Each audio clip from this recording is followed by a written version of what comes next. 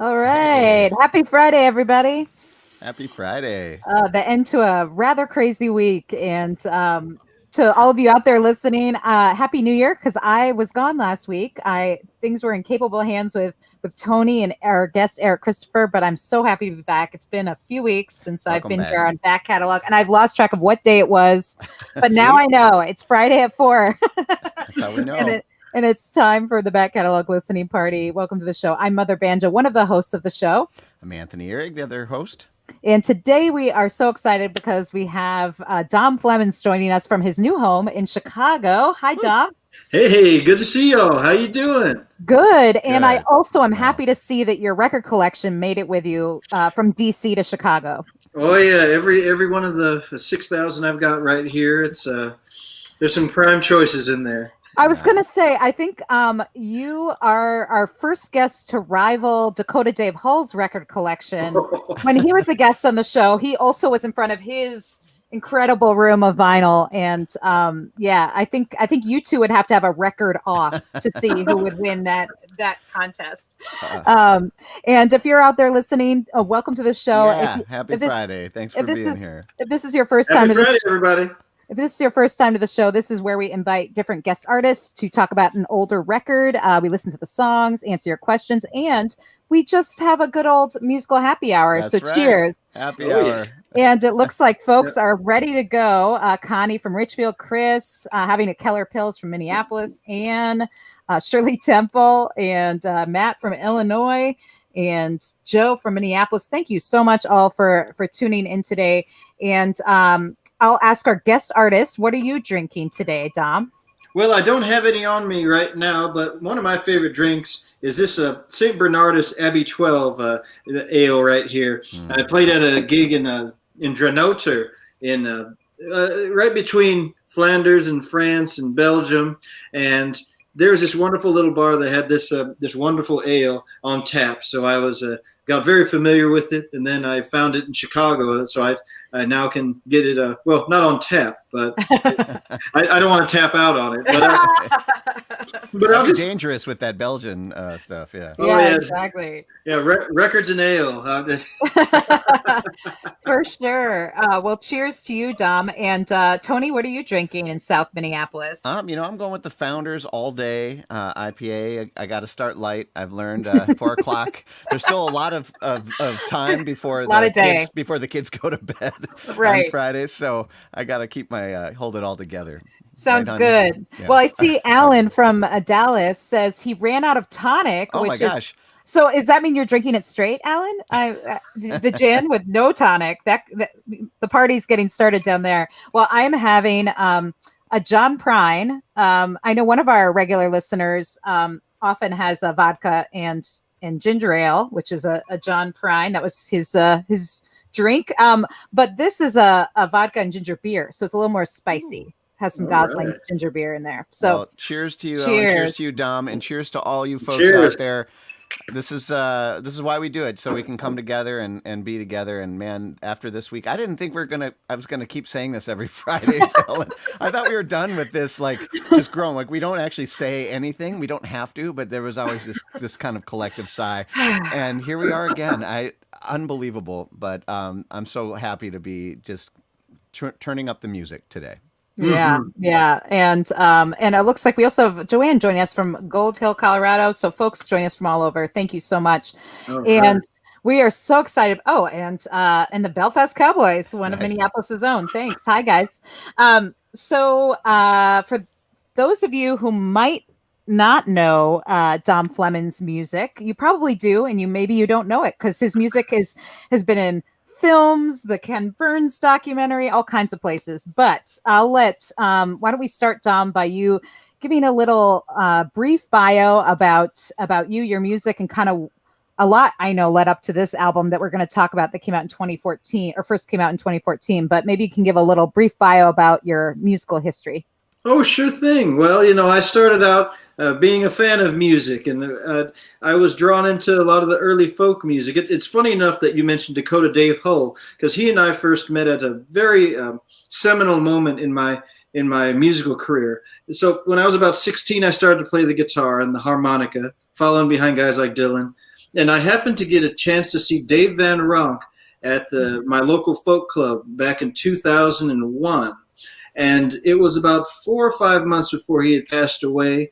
And Dakota, Dave, and I were trading bootleg tapes of.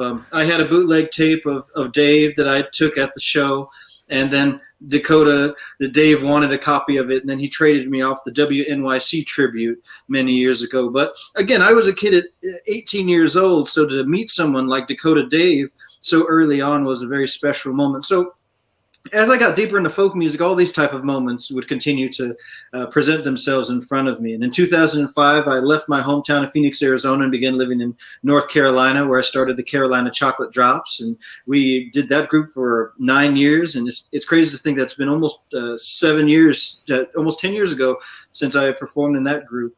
And for my third album, I wanted to break into some new ground. I had started out wanting to only do solo acoustic, just like Dave Van Ronk and a lot of my early influences. But with my album Prospect Hill, I wanted to try to figure out how to get a broader sound out of my material, original and also interpreted classics. And I started just to work at that and try to find a new sound that was something different than I had done before. But every step along the way, I picked up instruments and I got to meet wonderful mentors, everybody from John D. Holman to people like Mike Seeger and John Cohen, who just recently passed away. But I had a lot of different teachers along the way, and I've always wanted to try to present a little bit of everything they showed and taught me, while still combining a lot of my own artistic merit in my heart. So it's been a beautiful journey. And this, am I right in thinking that this came out not long after your Black Cowboys record, right? Was this the one that followed that? Well, it's funny with Prospect Hill. I had put Prospect Hill out in 2014, and I put What Got Over. I got my visual cues. So this is the 2014 edition, and the 2015 edition was What Got Over. And then in 2018, I put out Black Cowboys. And after Black Cowboys came out, I kind of thought to myself that I wanted to figure out a way to put out a new record, but I wasn't sure if I was ready yet for a new record with all new material. Also, it just seemed like it wasn't going to be a good year to put out music, and this is far before anything even happened in 2020. I was glad that at least my wife had the good sense to say, hey, you shouldn't put an album out this year. And we went back and forth about it. And the compromise was repackaging Prospect Hill, because it had gone out of print from its original pressing on Music Maker Relief Foundation's label. And when I was at the Blues Hall of Fame, Cheryl over at Omnivore Recordings was so kind to want to reissue the album. And again, my wife, Vania Kennard, she's my co-writer on all the projects and the liner notes and whatnot. And I was just going to try to do a reissue where I was going to reissue both the records like so as a mini LP. That was kind of my thought behind it. But Vania had mentioned that I should just overhaul everything about the album and then redo the album and make a new package, everything like that. And so we decided to focus our energies on that. And that ended up being a really great venture to, one, revisit the material, two, to be able to revisit the wonderful tintype photos that I'd done with Tim Duffy over the years.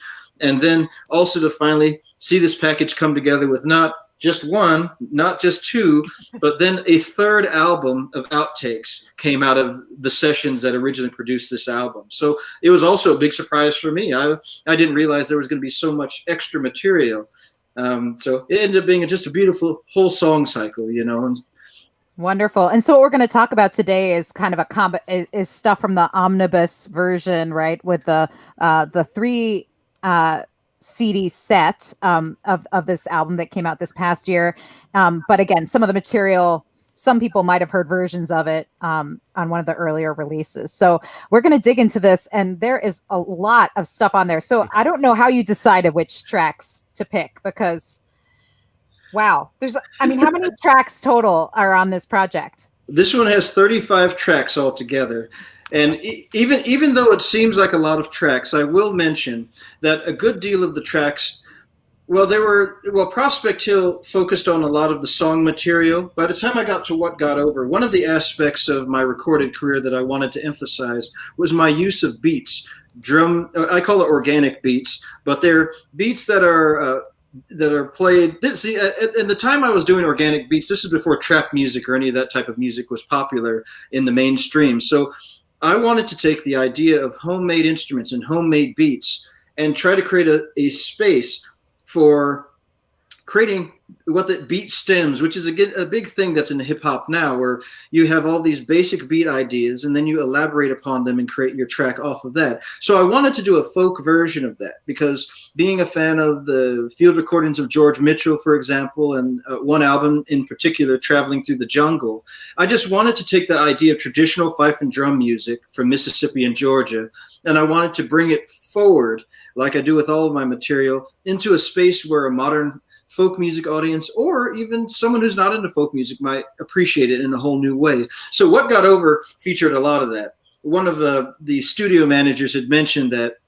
he thought that the beat sounded so good that I should try to figure out how to sell it to some hip hop artists. And so I grabbed all the drummers, which was Ben Hunter, Guy Davis, and myself, and we just took 40 minutes to just come up with a bunch of different beat ideas.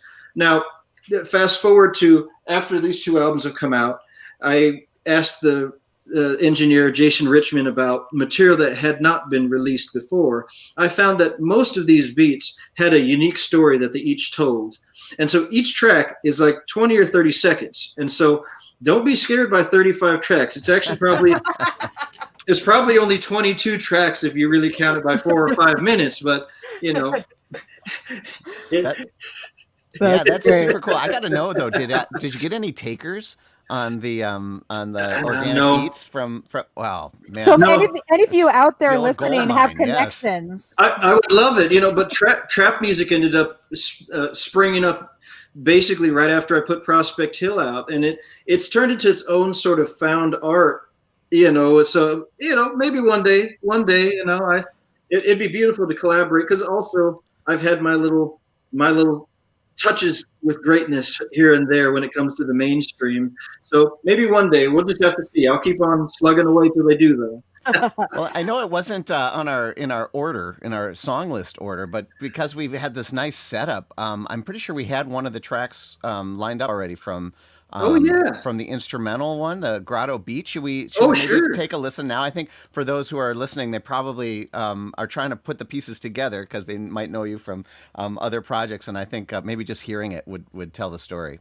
Yeah, let's go ahead and do it, and I'll tell you a little bit about how we changed Grotto Beat on the Prospect Hill version. But this is one from the third part, which I called the Drum Major Instinct, and this is the instrumental for Grotto Beat. And we were shooting for a beautiful fife and drum sound. And you got it. This is Grotto Beat, the instrumental version from Dom Flemons on the Back Catalog Listening Party.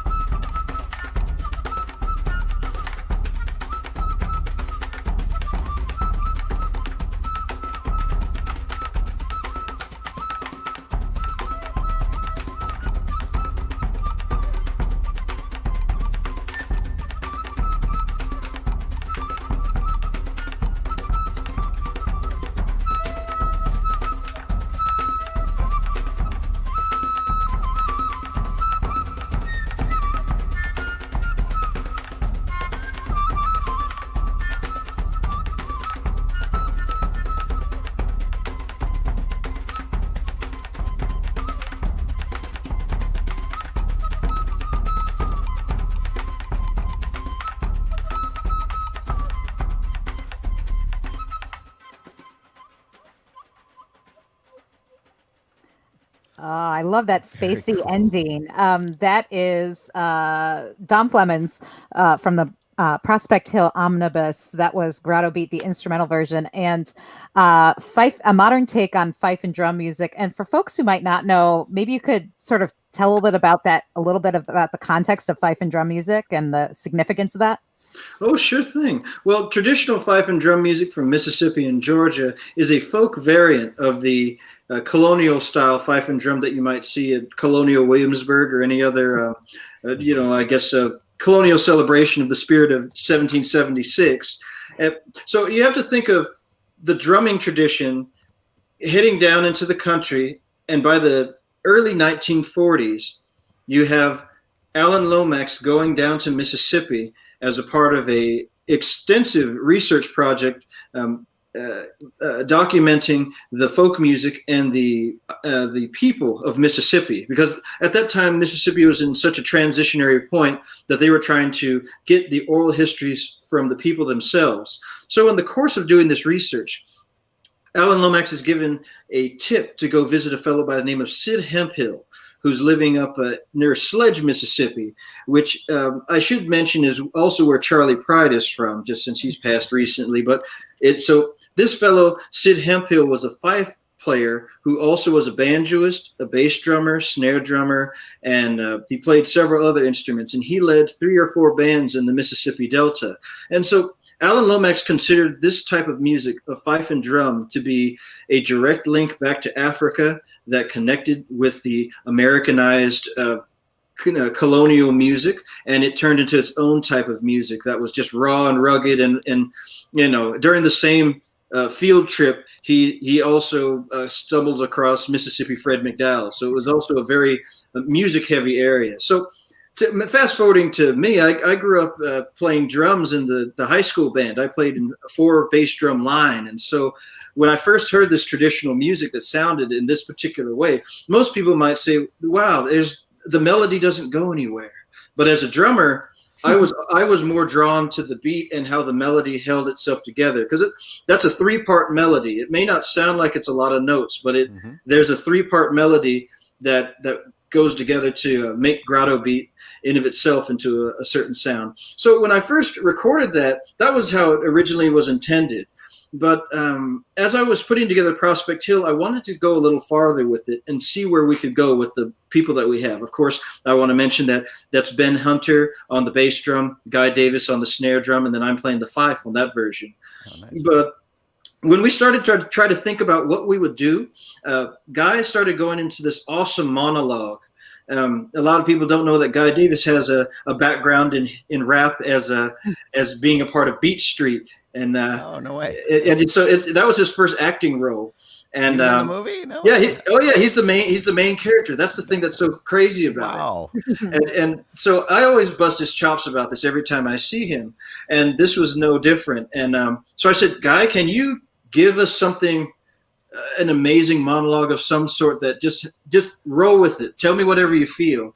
And he came out with this really beautiful, beautiful spoken passage that was hilarious, but also it had some parts that were just really, really poignant to the beat and the song itself. And so I decided to make a whole soundscape around it. And it sort of turned into this sort of Africa Bambaataa type of early Tommy Boy Records rap song, which I thought was great, and that was something that, again, when I revisited it, I found that I loved that fife and drum version so much that I wanted to showcase that again, because it, like a lot of music, as an artist, you rarely get to show the process of making your final product. And I found that this particular song cycle was very easy to fit the pieces together. All the jigsaw puzzle pieces fit very nicely together, especially after having touched upon 2 different albums already on it. It ended up being a beautiful, beautiful one that way. But I also have to give Jason Richmond a lot of credit. His background in world music and jazz was part of the reason I wanted to work with him, because I wanted to get a nice sound out of these acoustic instruments, and he was really great at capturing that as well. Yeah, and I love the space. Like as I mentioned at the end of that track, the way it fades, it has this sort of ethereal, spacey quality, which I kind of love. Like it it gives an otherworldly quality to the tune. It's really cool. Yeah, absolutely. Well, at that time, I was really trying to be a minimalist with recordings. At that time, it was like it seemed like every album I heard had a lot of sound, whether it was a lot of instruments or just a lot of ambiance in it.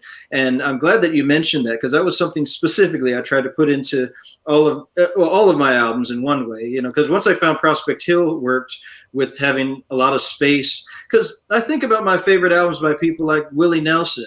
And Willie leaves a lot of space on his classic records, Johnny Cash, even Sam Cooke, or even if you think of Otis Redding, there's a lot of space on all those old records. And so I just I wanted to get that quality out of it, and I wanted to have a classic sound, especially also how the tracks came together. I sequenced it so it felt like some of my favorite 70s records that, you know, it's just a big piece of vinyl that you really want to set down, have a strong A side, have an artistic B side, you know, that type of thing. And I wanted to go there. And so Grotto Beat ends up on the back of the original Prospect Hill. I call it the Guy Davis trilogy, because after Too Long I've Been Gone, we do Marching Up Prospect 2, which we'll talk about in a second. And then we got It's a Good Thing, but then it caps off with Grotto Beat. Yeah, I just, you know, and right. It's wonderful. Well, if you just tuned into Back Catalog Listening Party, we're talking with Dom Flemons about his 3-album project called Prospect Hill Omnibus, which encapsulates a whole lot of different material. And we're going to showcase a lot of it today. I did want to note that Peter had commented, "My mom is a Flemons, maiden name, told me when I was young that if I ever met a Flemons, chances are that we're related." So you might have a relative out there listening, Dom. And if folks have questions for Dom during the show, if you're new to the show, it's all about the conversation. So if you have questions, comments, anything like that, feel free to share them, and we'll try and get to as many questions as we can. But I want to hear more tracks from this huge project, because we're only going to hear a sliver of them. I know. I want to get to as many as we can. So this next one we have is Till the Seas Run Dry. Is there anything you want to say about it before we play it? Oh, yeah. Well, this one, it's funny that I got to work with Branford Marcellus recently on Ma Rainey's Black Bottom, because this is one that I wanted Branford to be a part of, but we couldn't get it together. But he sent down one of his proteges, a guy named Brian Horton, who plays the clarinet on this one. And when at first we cut this one, the band, of course, I'll call the band out afterward. But when we started doing this song, Brian was hitting it pretty well, but I wanted him to get that high note right at the beginning. And so I was like, "Can you give me a little more? Just a little more, Brian?" He said, "You want the scream?" And I said, "Great." And so he gave me that note, and he was not there with the drummer, Kobe Watkins, but they had worked together a lot. And so he heard Kobe in the playback, and he said, "Is that Kobe?" And he said, "Yeah." I said, "Yeah, that is Kobe." And he said, "Oh, I'm going to do a little something funny around that drum solo he does." And so with Kobe, I gave him the musical wood blocks, and I said, "Hey, can you do a solo on this?" And he said, "Tread drumming. It's been a while, but yeah, I'll get some tread drumming on." And so that's how we all came into this particular song, and that's why it had to be the first cut on the album. I love the energy of this tune. I mean, and yeah, I found myself kind of calling and responding myself, and I think folks out there listening might be doing the same. This is a good way to keep this weekend Kickstarter going here. This is Till the Sea Runs Dry from Dom Flemons here on the Back Catalog Listening Party.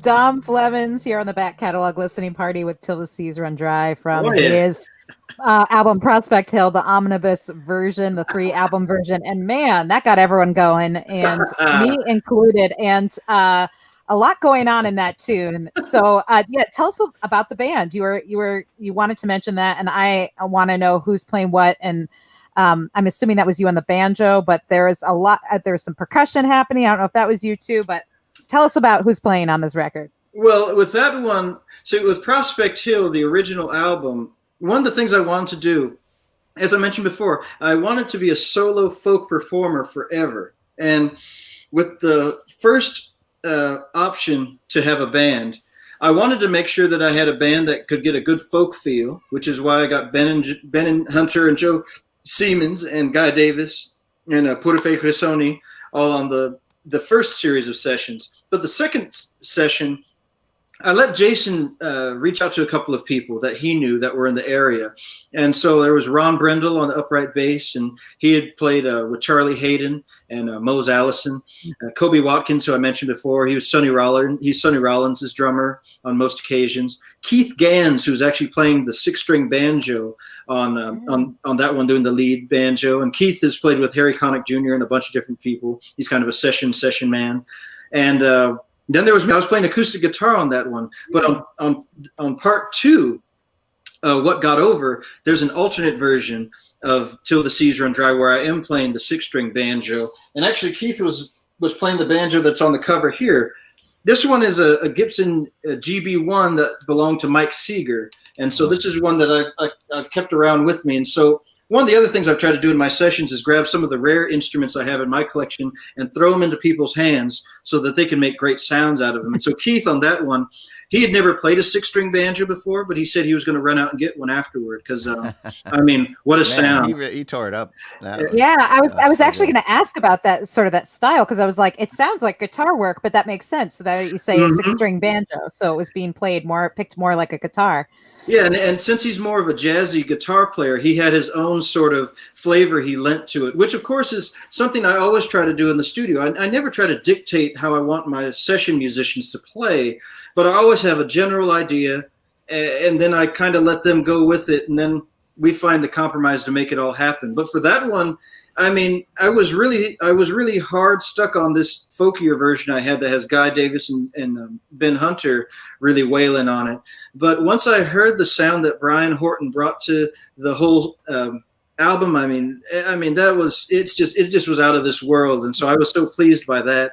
Let me think if there's anything particular with that one. That one I wanted to write it like a jazz number, like a Dr. Jazz or Love for Sale or some of these interesting sort of singy jazz songs that have just a little verse. And so I want to do a little verse jazz number. Oh, and by the way, Jason Richmond has his vocal debut on the Yes. It's so that's and with all of us in chorus. Yeah, we were out there. So, and that was a little bit of studio magic. You could hear that the vocals went from left to right to center. And as we were listening back to it, we just had the hits, but there was nothing there. And I started to think back on the intro to Till the Seas Run Dry, which is a combination of Louis Armstrong and Charles Mingus.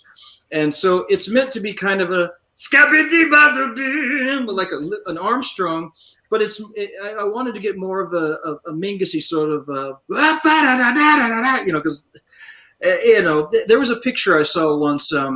It's a signed autographed photo that was in Charles Mingus's collection, and it was from Louis Armstrong himself. And it said, "To my boy Charlie, thanks for everything, signed Satchmo." And if you've ever read Charles Mingus's autobiography, part of the premise is that he falls on his head as a kid, and then this voice starts to talk to him. So it's really out there. But the voice is Louis Armstrong talking to him because he calls him my boy on everything. And so to see this picture, it really started me thinking about the connection between people like Charles Mingus to the older jazz stars of the day. And so this song is sort of a culmination of a lot of these different musical ideas. Again, it's sort of it's a reduction sauce. So it goes wherever it's going to go. But once I heard that back as the first track, had to be the first cut. Well, it's a tasty reduction sauce, I will Yes, say, Dom absolutely. Flemons. And for those of you out there listening, you might be listening maybe on your phone or on your computer. We are having the advantage of listening in stereo and headphones. And I will Yeah. say that if you are interested in hearing with the real richness of the sonics of this recording, highly recommended that you buy the album version, and then you get all the liner notes, all these really great photos and images that are part of this project, and you can buy it right there on that website we just shared in the comments and scrolling on the screen, because whew, it sounds pretty hot. It's amazing. Yeah, I will second that. And for those like kind of music nerds like me, like reading the liner notes, it does something to the listening experience. It's a weird, it's a weird kind of combination, but you'll hear it after, before and after you read it, and there's a lot that went into this. Clearly, years and years of Reducing. Yes, Reduction. of Of reducing. reduction, I know. Yes, and man, it's so good. And speaking of the liner notes, and you mentioned this earlier, there are these tin type photos that are in there, and you sent along some that I'm gonna bring up on the screen, and they're just fascinating. And I'd love to hear a little bit about the why you chose to work with this artist that you worked with, and how you wanted those to kind of relate to this project that is kind of one foot in the past and one foot in the future. Yeah, well, with the tintype photography, it was really an interesting again serendipity that brought it together. The tintype is by Timothy Duffy, who I've worked with for many years through his nonprofit Music Maker Relief Foundation. And so what ended up happening around 2014, let's see, back with the Chocolate Drops, we had done tintypes with Bill Stieber, and we featured them a little bit in our shows and on one of the albums, Leaving Eden. But Tim and I got to talking at one point, and Tim was so excited about just thinking about doing tintypes. He decided to buy his own camera.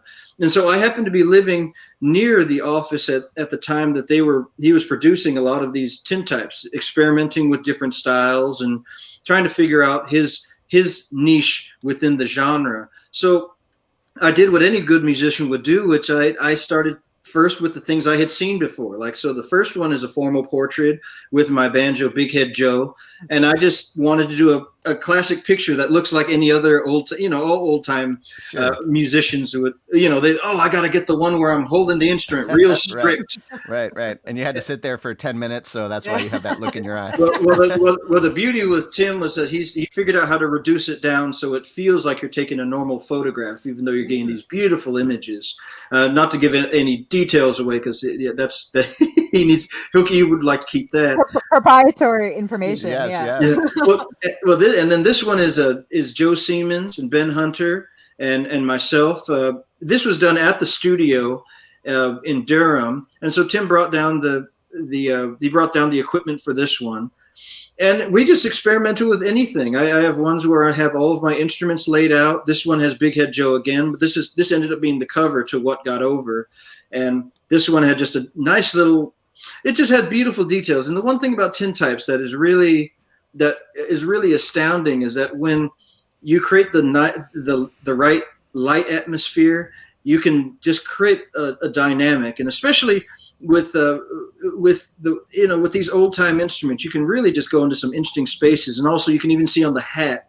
Mm-hmm. While if you saw this hat in person, you might not see all of the details in the hat. The way that the tintype works is it really overemphasizes the darker UV color scheme. So blacks, blues, browns, darker color schemes really pop out in a very detailed way.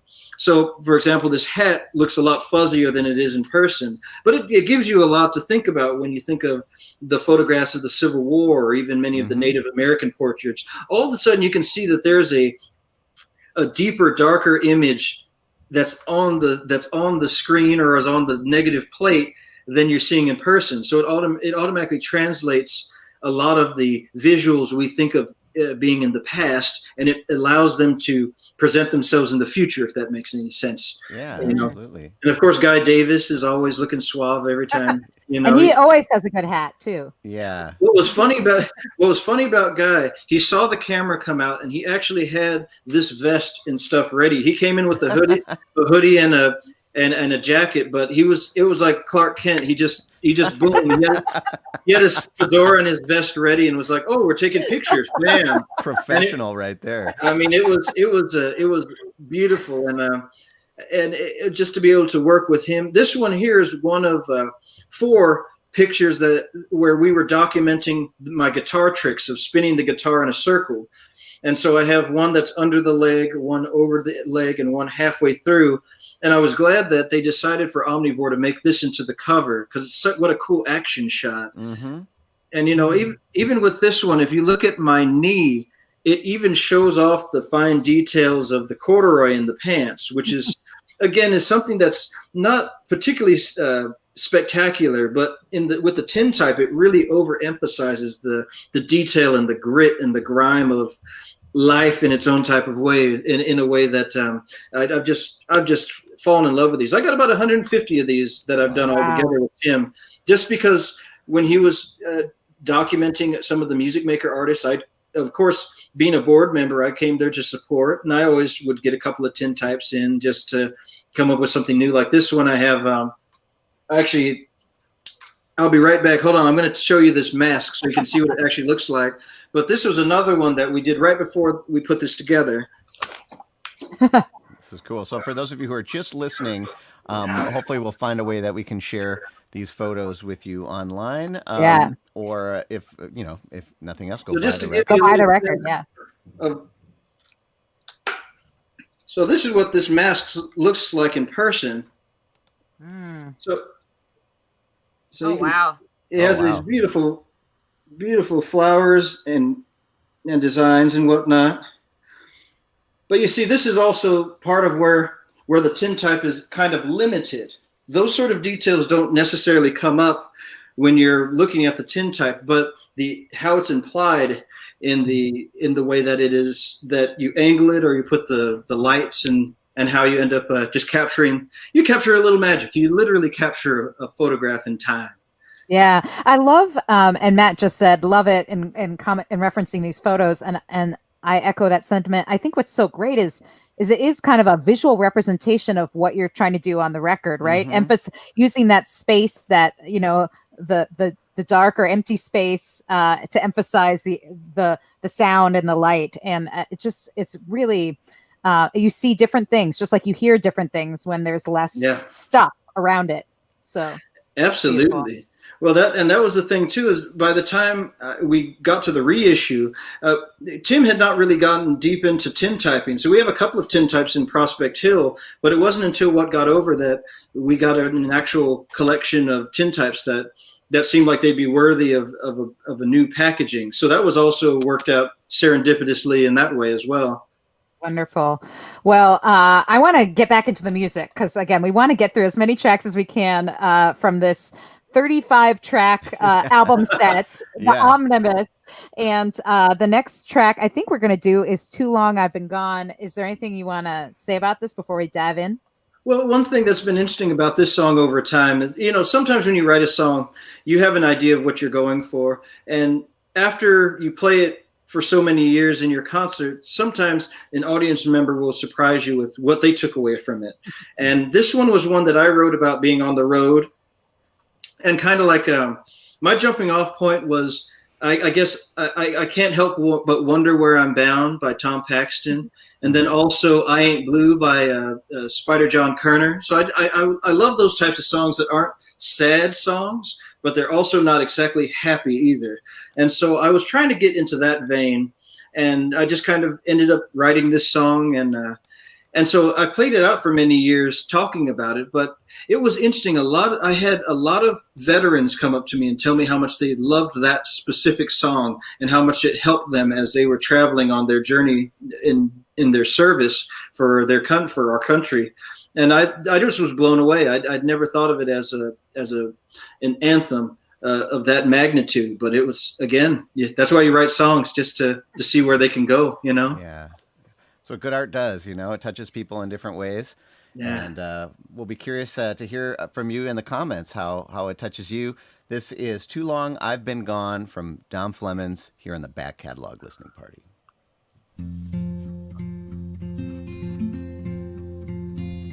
Don't need no cup of coffee in the morning. I can get up fine. I can get up fine. Delia is a pretty girl, but she ain't mine. But she ain't mine. Take a little trip to the station. I'm bound to go. I'm bound to go. When I'll see my lover again, I do not know. I do not know. Too long, too long, I've been gone. 4 white walls and a worried mind, that's all I have, that's all, that's all. And when I need someone to talk to, I just say, hello wall.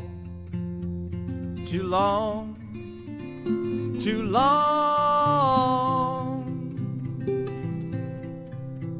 I've been gone.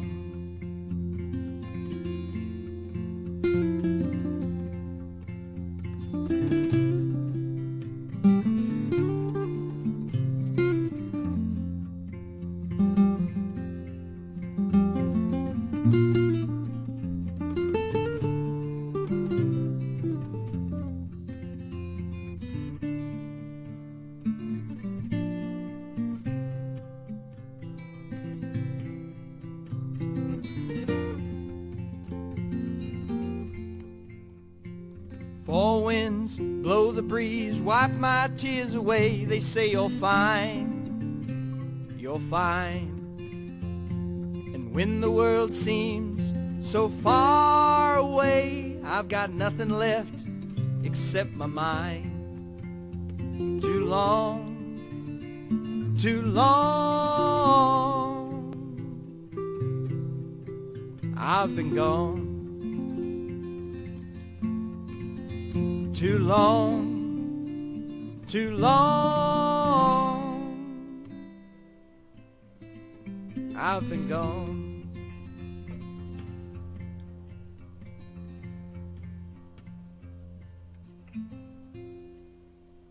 Beautiful stuff. That is Dom Flemons with Too Long I've Been Gone from his album, The Prospect Hill. And I have to say that, you know, earlier you were saying how different people take different things from the song. And I know you wrote it while you were traveling, and I can imagine how poignant that would be if you were away from home. But right now, I was feeling in this moment that we're in now, I was feeling like, well, we're all at home, but actually it's all the people you miss that are far from your home, your other family, you know, especially coming out of this holiday season. That's what I was thinking of when I heard this song, is all the people I miss. Yeah. That's one of the things with that song that it was funny, because at first I wrote 5 verses to the song, but then I cut 2 of them out because they seemed like they got too specific about a certain event. And I just reduced it reduced it back to 3. That theme again. I love it. You know, and again, even with the solo and the second guitar part that Keith Gans is playing, it was, at first we did about 3 or 4 passes at it, and it turned out that the first pass was the one that moved us all the most. It was kind of like, at first he was like, well, I don't know about that first pass. I was just kind of guessing at it. But when we did each successive pass, we said, let's put that first one on again. And right when it went on, I was like, this Keith, you did it. You already did it. And he was like, really? Did I do it? I was like, yeah, you did it, man. It's and it's just a beautiful guitar part in there. And on the third part, there's a great instrumental version without the vocals, that just to hear all the sweeping and moving that Keith and I do on the 2 guitars. Because that was another thing too. Two guitar acoustic roots music sometimes can be very hard to mix. And again, Jason Richmond and I spent a lot of time on all the tracks figuring out how to make it each instrument pop.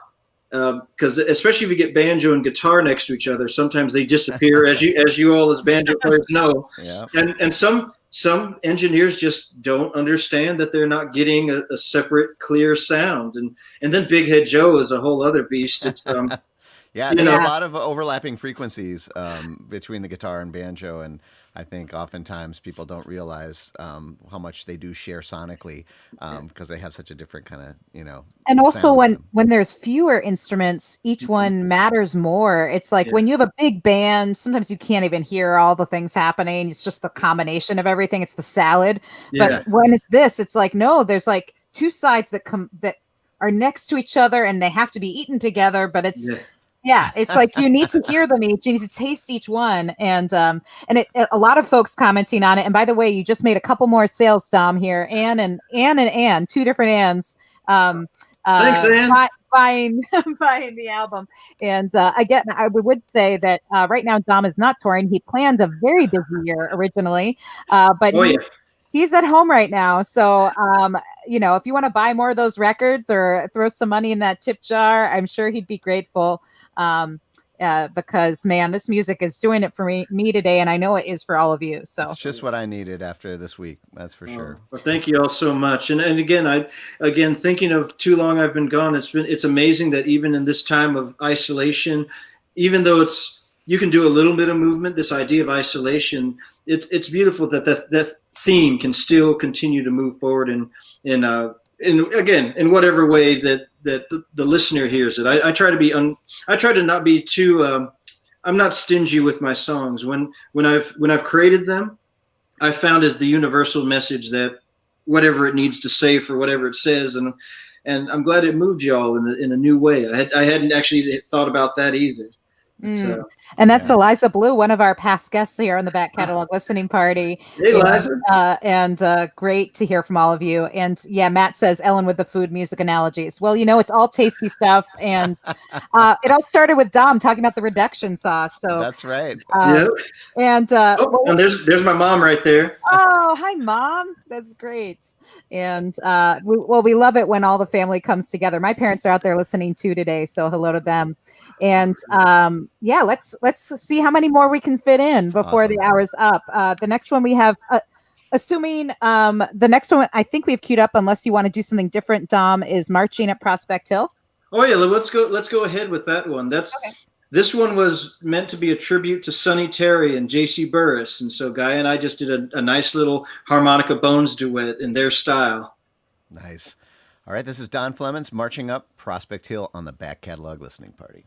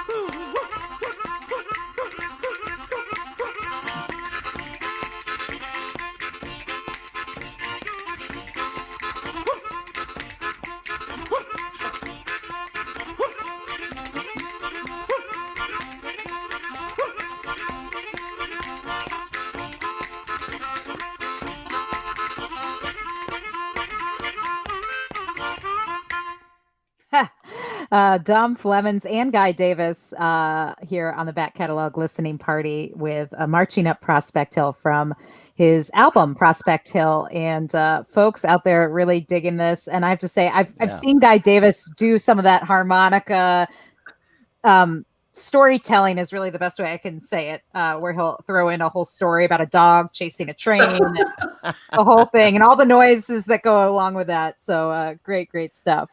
Well, And I actually want to ask about some of those vocalizations in terms of stylistically, like Oh yeah. traditionally, where like I've heard that kind of stuff before. I mean, lots of different places. I was thinking of Herbie Hancock's Headhunters record. I was thinking of a couple different places. Is like, but it's definitely not. It's something that I'm super familiar with the background. Can you talk a little bit about that? That tune? Well, one of the things that the vocalization style that goes back to different tribes of Africa, including like the Igbo is one way where it's kind of like a flute, like the pan flute that I play. It kind of has that sort of sound where you have a Yeah. and the melody is the vocalization, and the instrument is actually the counterpoint. The next tune actually has. I don't have any vocalizing on it, but Big Head Joe's March has the quills on it. But when I get together with Guy, he's doing a lot of the vocalization as Sonny Terry, the famous legendary blues harmonica player. He kind of reaches into that pocket, even though there are many other harmonica players who tend to do variations on it. But it's an old style that goes back to the quills and the early African and Caribbean traditions that are part of the earlier parts of the blues. But then it kind of fell out of favor as you had bigger bands, and also a lot of the harmonica players started playing a lot more chromatic lead style, when especially once you start to electrify the blues. So that style kind of fell out of favor, but it's a style that keeps that a lot of the old time style. When you have the space, you can add those hoots in there. I love it. But yeah, knowing that Guy played that, I always got to have some bones somewhere on an album. We just got together. I said, "Hey Guy, can we hit some harmonica and bones?" He said, "Sure thing." Oh yeah, let's go ahead. And he did, and we just knocked it out on that one.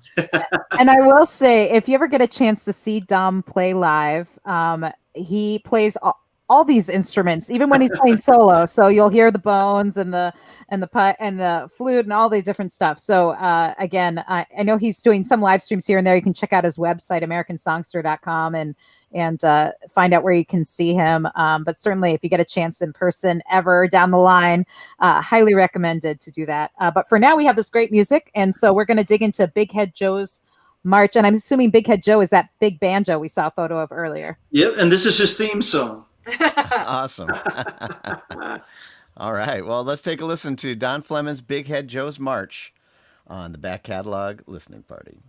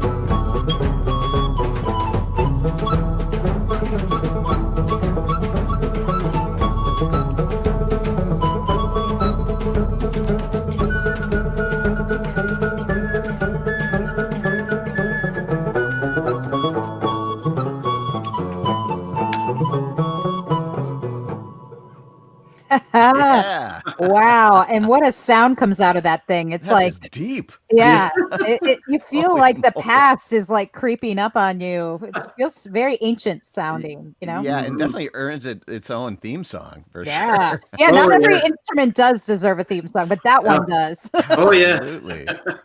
And Big Head Joe is a one of a kind custom made instrument. So it's like to wield this thing around. It's like it's kind of like the harmonica players have to have like a handcuff on to carry their harps around. Like Big Head Joe is like that as well. He's Yeah, he's his own part of the show when I bring him out, you know. Yeah, I would imagine, hopefully, now that you're living in Chicago, when you come through the Twin Cities next, because you probably would be driving, hopefully we'll see Big Head Joe. Because I would imagine flying with Big Head Joe is You hard. need his own seat. Yeah. Sure. Oh boy, it's impossible with Big Head Joe. I just actually got a new head on him recently, so he's actually been doing better than ever. But I found new head Joe. Yeah, new. Sorry. But so that was a beautiful little piece that, you know, it's funny now I teach that one to the kids in my school programs because I can teach them the 3 parts of polyrhythms, and it's really fun to get that one together with them. Yeah, and That's you can so really cool. see why banjo was originally a rhythm instrument, which you can really hear on that. Yeah. Oh yeah. And this has been so much fun. We're going to squeeze in one more tune before we go here. And actually, someone said earlier, they're like, "Can there be a part 2 of this show?" So we might have to get something going down the road. There's a lot of songs. There are a lot of songs, so it probably does warrant a part 2. Yeah, Connie, thank you for that. So we're going to squeeze in this one though. Georgia Drumbeat. Is there anything you want to say about this? Yeah, well, let's go for that one. So Georgia Drumbeat, we picked the one from Prospect Hill. So with Grotto Beat, that's the bare bones, and then we added onto it. So when you hear Grotto Beat on Prospect Hill, you hear that it has a lot of extra. This one is one that, at first, this is a Music Maker Relief Foundation one that was done by one of their legacy artists, James Davis. And what he did is he took fife and drum music and he put it onto electric guitar. So by the time George Mitchell recorded him in the late 70s, it was an electric guitar and drum set style of music. So I turned it back into an acoustic song on the guitar. And so it kind of took a surf type of quality. I don't know why, but it did. And so as I decided to find spaces to fill in some of the sound, Guy took a pass on an electric harmonica. Again, Guy usually does acoustic harp, so this was sort of a different thing for him. He nailed it. And then when Brian Horton came in, one of the things I wanted to do was get soprano saxophone somewhere on the album. I just didn't know why, but I wanted that Bechet feel. And so with this track, Brian gave a pass at it, and it made this beautiful weaving of harmonica and soprano saxophone. And I hope everybody enjoys it. So this was the divergence into free jazz. This album has everything, Dom. Really, everything. I love it. Well, you know, at that time, I couldn't tell if I was ever going to make another record again. So I had to make sure it was all there, you know. Well, and there was a comment that came through from our friend Derek. Hey, Derek, that you're a great educator as you are a musician, and I think that's so true. I felt like just even reading the liner notes, my IQ went up a couple points, and my musical IQ at least. And listening to this, it's great, and it's opening up a whole world. So again, we want to encourage everybody to purchase this record, get it in its high fidelity, non-streamed sound. It sounds great. And let's take a listen to one more track here. This is Dom Flemons with Georgia Drumbeat on the Back Catalog Listening Party.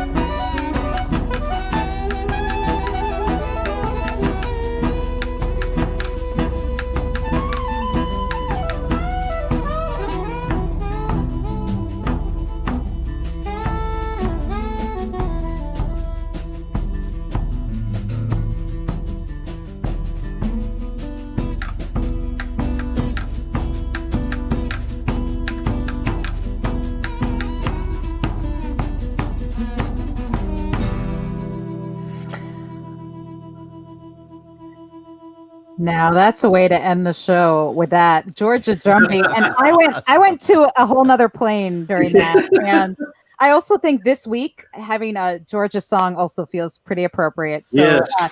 Georgia Drumbeat. Yes, and exactly. Yeah. Oh, man. Dom Flemons, thank you so much for joining us today. This has been the biggest treat. Oh, Yeah. it's been my pleasure. You know, Tony, So wonderful. Tony Ellen, it's been just great. You know, This has been so much fun. I mean, that was the quickest hour this week. Uh, By far, man. And I'm Oh. with Connie. Maybe we can do another Part two. edition somewhere down the Oh, line. yeah. Dom, I think we thank you will. so And much, and your knowledge of all this stuff too. Like, just makes me want to run to the library and you know. yeah. Check everything you get out. You know, get Yeah. everything you can. that's right. Well, and someday we'll have to invade your record collection as well. Well, thank you all so much for joining us today. If you're new to the Back Catalog Listening Party, like our YouTube page, and also feel free to share this episode. It will be available if you have And friends. you can hit the who are little interested. thumb on this particular like it. episode if you like this one, because YouTube will share it with more people. More people will get to hear Dom's Yes. wonderful music if you click that little button. Yeah, for sure. And then also, if you, we want to thank all our Patreon supporters who make this show possible. We now archive all our shows in addition to on YouTube. You can find them on our website, thanks to you. Yes. Penny, Ann, Alinda, Bevan, Connie, Vaughn, Alan, Chris, Alex, Becky, Galen, Peggy, Joe, Jim, Beverly, and John. And if you want to join as well, you can click that Patreon link and have cool things like after parties and VIP concerts online. And you get first scoop on who's coming up on the show. We have some good ones coming up, but I will tell you who's coming up next week. I'm so excited. Ronnie Arbo and Daisy Mayhem. And if you haven't checked these guys out, they're amazing. And mixing some old time, some bluegrass, some string swing, some folk, all kinds of stuff. So it will be a great week of music. Thank you all so much for making this show so much fun. This is a great way to kick off my new This year. was what I needed this week on all weeks. And Dom, thank you so much. This has Thank you. been such a Thank pleasure. you. It's a pleasure to be on the show, and thank you all for thinking of this wonderful idea of the back catalog. Because again, it's very rare times that you really sit and think back on what you did in the past. You know. Yeah. I know. And there's so much great music out there that we just have to remind ourselves that exists. And Yeah. I think this is a good time where we all have time and we're all at home to listen to music together. And thank you for being a part of it. And thanks to all of you. Hopefully we'll see you back next week for another edition of the Back Catalog Listening Party. And take care, everybody. All right, Cheers. we'll see you Have a next great week. Take weekend. care.